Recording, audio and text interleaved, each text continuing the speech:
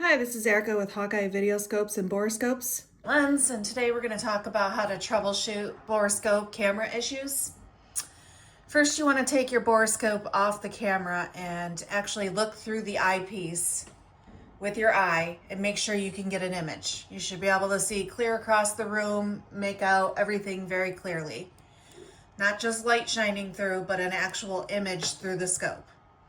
Then once you've done that, you can go ahead and connect it to your camera. You can pull back the coupler, connect it to the eyepiece, let go.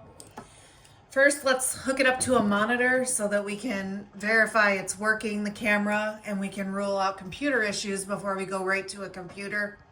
So for this, I'm gonna have it plugged in to a power source. So here's a cable and it's plugged into my USB power cord and then into an outlet. And then here's my HDMI cable, and that's running to the back of my monitor. Then once I can do that, I can make sure that I'm getting an image on my monitor.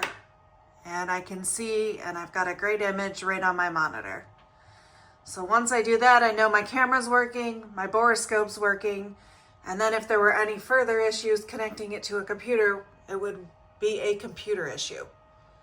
Come back for computer tutorial next. Hi, this is Erica with Gradient Lens, Hawkeye borescopes. This is part 2 of our camera borescope troubleshooting. So in the first video, we checked to make sure that we could see through the borescope. Then we connected the camera to the borescope and we saw it on the HDMI monitor through the HDMI port. This time we're going to connect it to the computer. First thing you'll notice is we only need one cord here. The computer will power the camera. So you just need the cord to go from the camera into the back of the computer or into the USB port. Then once you do that, you're going to want to go to your computer and open up your camera app. Every computer has just a traditional hybrid camera app, whatever your computer comes with. And you're going to want to open that up, and you're going to notice at first when you open it up, it's just going to run off of your camera computer.